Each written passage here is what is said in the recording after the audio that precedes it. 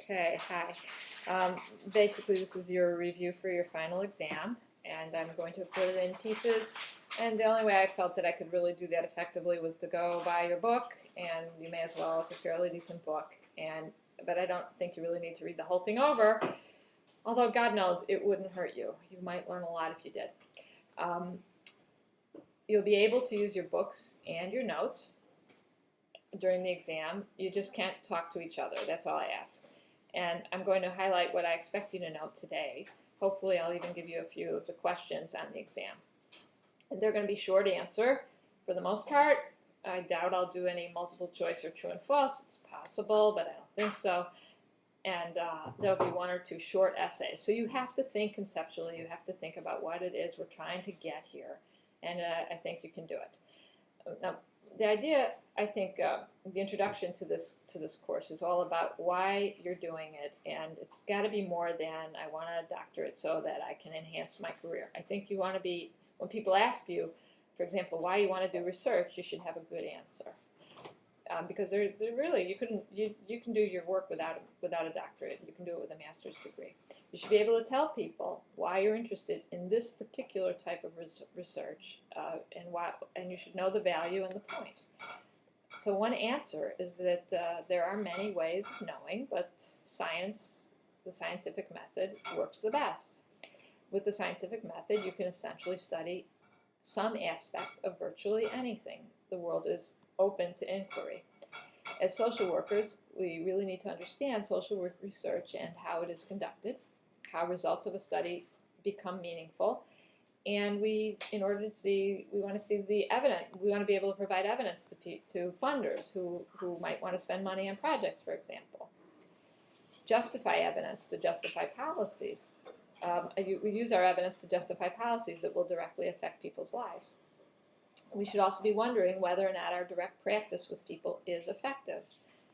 And with certain tools, we can actually do this. We can evaluate our own work, research our own effectiveness.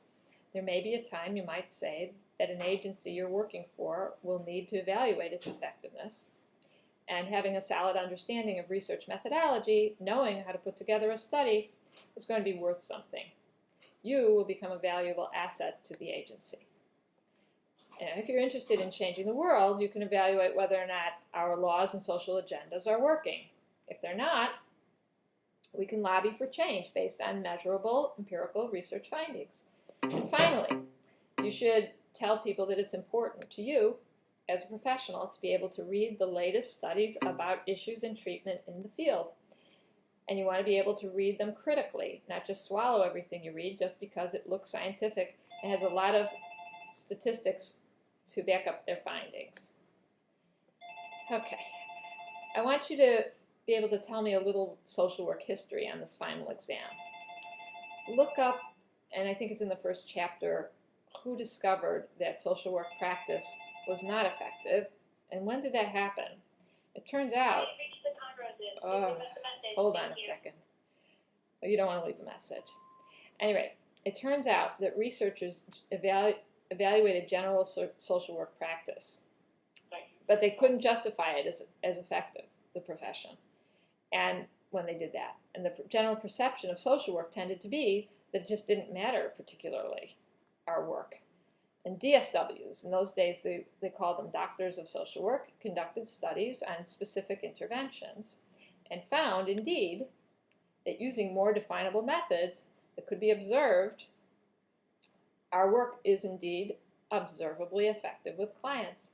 And that effectiveness varied upon client characteristics such as age, gender, race, and socioeconomics.